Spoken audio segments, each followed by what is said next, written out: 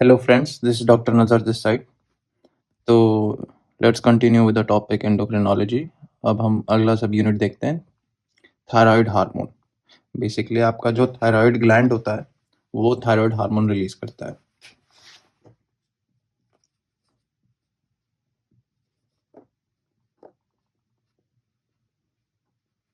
Thyroid hormone में हम लोग T3 पढ़ेंगे और T4 पढ़ेंगे। ये बनते कैसे हैं ये पढ़ेंगे और इनका फाइनल इफेक्ट या इनका जो फंक्शंस हैं वो देखेंगे। ठीक है, तो बेसिकली थायराइड ग्लैंड की हिस्टोलॉजिकल स्लाइड कुछ इस तरह से मैंने यहाँ पे बना दी है। एक ग्रॉस फोटो बनी है सेल्स की सेलुलर लेवल पर। तो थायराइड ग्लैंड का जो सेल होता है उसका नाम होता है फॉलिकुलर सेल्स। ठीक, कुछ फ्लावर की तरह अरेंजमेंट होता है, बीच में स्पेस होती है। ठीक, तो जो सेल्स होती हैं वो एक पेटल लाइक शेप में फ्लावर के अरेंजमेंट में रहती हैं और बीच में हॉलो स्पेस रहती है।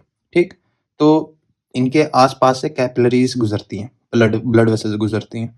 ठीक, तो वो ब्लड वेसल से जो भी हमें मैन्युफैक्चरिंग रॉ मटेरियल चाहिए होगा वो ब्लड वेसल से हम लोग इन फॉलिकुलर सेल्स में यूटिलाइज करके अपना थायराइड हार्मोन बना के यहाँ पे स्टोर करेंगे। तो यहाँ पे ये जो स्टोरिंग पार्ट होता है, तो वो जो थायराइड हार्मोन होता है वो कोलॉइड फॉर्म में स्टोर होता है। ठीक है, एक विस्कस सॉल्यूशन समझो, कोलॉइड सॉल्यूशन समझो, तो वो इसमें स्टोर होता है।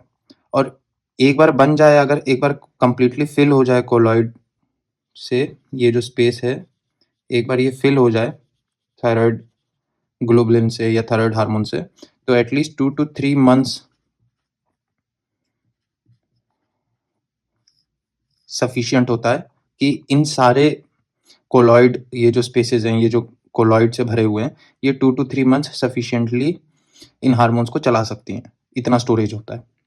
तो अब हम इस एक फॉलिकुलर सेल को बाहर निकालेंगे और इसके बारे में हम लोग पढ़ेंगे कि कैसे रॉ मटेरियल यूज करके हम लोग थायराइड हार्मोन बनाते हैं। फिर उसके बाद फंक्शंस देखेंगे। तो बेसिकली जो हम लोग डाइट में आयोडीन खाते हैं, ठीक, जो हमारी डाइट में आयोडीन अवेलेबल होता है वो अल्टीमेटली हमारे जनरल सर्कुलेशन में अवेलेबल होता है। ठीक है, तो हमारी जो डाइट होगी तो उसके अंदर आयोडीन प्रेजेंट होता है। ठीक है, तो ये जब जनरल सर्कुलेशन में आयोडीन अवेलेबल होता है तो वो आयनिक फॉर्म में अवेलेबल होता है। ठीक है, तो जो ये हमारा फॉलिकुलर सेल है वो इसी आयोनिक आयोडीन को यहाँ से अब्जॉर्ब करके आगे यूज करके थायराइड हार्मोन बनाएगा। तो हमको ये देखना है कि ये जो अगर एक सेल है तो यहाँ पे मेरा कोलॉइड का स्पेस होगा। ठीक है, और जो सेल का इस साइड होगा, जो ब्लड वेसल की साइड होगी, उसको हम लोग बेजोलैटरल साइड बोलते हैं। क्योंकि सेल का बेस ऐसे समझो कि एक ट्राइंगल है, तो ट्राइंगल का बेस इस साइड है तो इसलिए इसका नाम रखा गया है बेजोलैटरल। और इस साइड पे एपेक्स होगा तो इसलिए इसका नाम है एपिकल साइड। ठीक, तो अब हमें यहाँ पे कुछ चैनल्स देखने हैं। कुछ स्पेसिफिक चैनल्स होंगे जो इसको, इस आयोडीन को ट्रांसपोर्ट करने में मदद करेंगी। तो यहाँ पे हमारे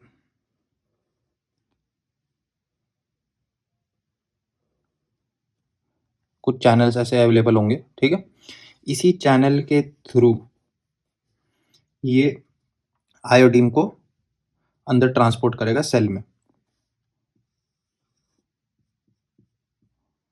ठीक है, लेकिन खास बात यह है कि ये जो ट्रांसपोर्टर है या ये जो चैनल है, इसके साथ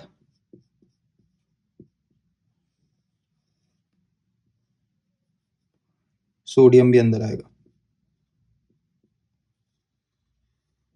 ठीक है, तो आपके बेसिकली 2 सोडियम मॉलिक्यूल्स अंदर आएंगे और एक आयोडीन का मॉलिक्यूल आएगा। ठीक है, अब एपिकल साइड पर एक और चैनल होता है।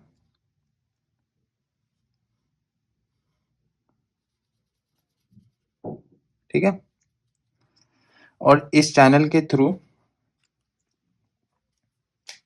हमारा जो आयोडीन होता है वो कोलॉइड स्पेस में अवेलेबल हो जाता है, ठीक है। हम लोग मान लो यहाँ पे हम लोग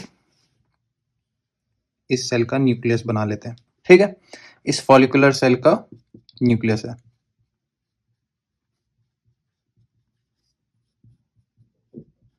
ठीक है। तो आपको मोटा मोटा फंडा ये याद रखना है कि जो थायराइड हार्मोन है इसका रॉ मटेरियल आयोडीन होगा। तो आयोडीन हमारे डाइट से हमारी बॉडी में अवेलेबल होता है। तो मोर और लेस थायराइड हार्मोन हमारा आयोडीन पे डिपेंडेंट होता है। ज्यादा आयोडीन ज्यादा थायराइड हार्मोन, कम आयोडीन कम थायराइड हार्मोन। अब मान लो यहाँ पे एंडोप्लाज्मिक रेटिकुलम है, ठीक। तो ये जो एंडोप्लाज्मिक रेटिकुलम है ये है रफ एंडोप्लाज्मिक रेटिकुलम, ठीक। हम लोग पढ़ते हैं न्यूक्लियस होता है, गोल्जी बॉडी होती है, गोल्जी apparatus होता है, ठीक। और एंडोप्लाज्मिक रेटिकुलम होता है, उसके ऊपर अगर राइबोसोम्स होंगे तो राइबोसोमल होगा तो रफ एंडोप्लाज्मिक रेटिकुलम होगा, विदाउट राइबोसोम होगा तो स्मूथ एंडोप्लाज्मिक रेटिकुलम। तो ये वाला हमारा रफ एंडोप्लाज्मिक रेटिकुलम है, इसका मतलब इसके इनके ऊपर राइबोसोम्स अवेलेबल है। तो इसका मतलब ये प्रोटीन सिंथेसिस में काम आएंगे। प्रोटीन सिंथेसिस में काम आएंगे तो ये हमारे प्रोटीन सिंथेसिस में काम आएंगे तो ये हमें बना के देते हैं थायरो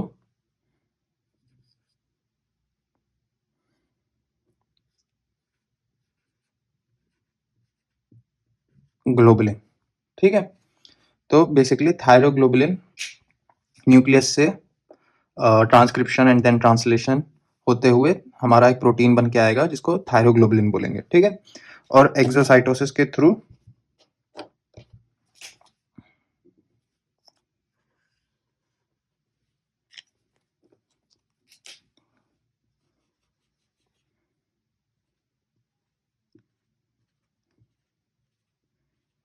ये जो थायरोग्लोबुलिन होगा एक्सो वेसाइकल में स्टोर होगा बेसिकली, ठीक है, जब बनेगा। और फिर इसके बाद ये रिलीज हो जाएगा कोलॉइडल स्पेस में। तो हमारे पास दो रॉ मटेरियल प्रेजेंट है, एक तो अपना थायरोग्लोबुलिन और अपना एक आयोडीन, ठीक है। ये जो आयोडीन का मॉलिक्यूल होगा इसके पास एक एंजाइम आएगा। इस कोलॉइडल स्पेस में एंजाइम अवेलेबल होता है जिसका नाम है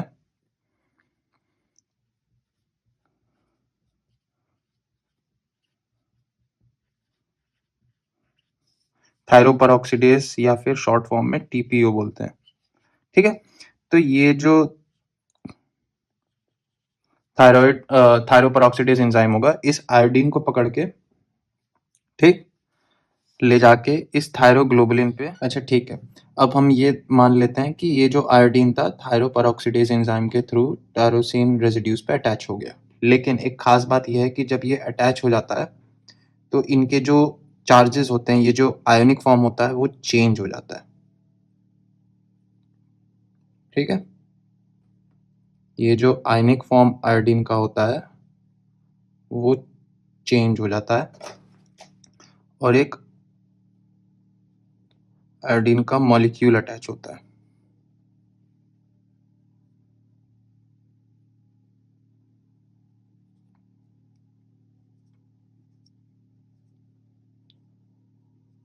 ठीक है। अब इसको अलग से हम लोग बना के ये देख लेते हैं कि अगर मान लो एक थायरोग्लोबुलिन है और उस पे टायरोसिन के रेसिड्यूज लगे हुए हैं इस तरह से, और यहाँ पे आयोडीन अटैच्ड है,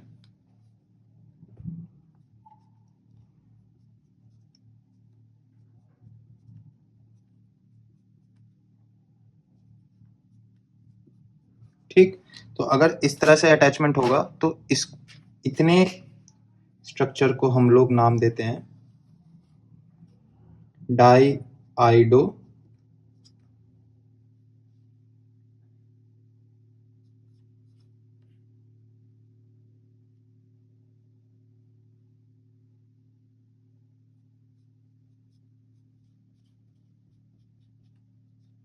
टायरोसिन, ठीक है। अगर डुप्लेट होगा तो डाइआइडो टायरोसिन। इसी तरह से अगर मेरे पास यहाँ पे आयोडीन का मॉलिक्यूल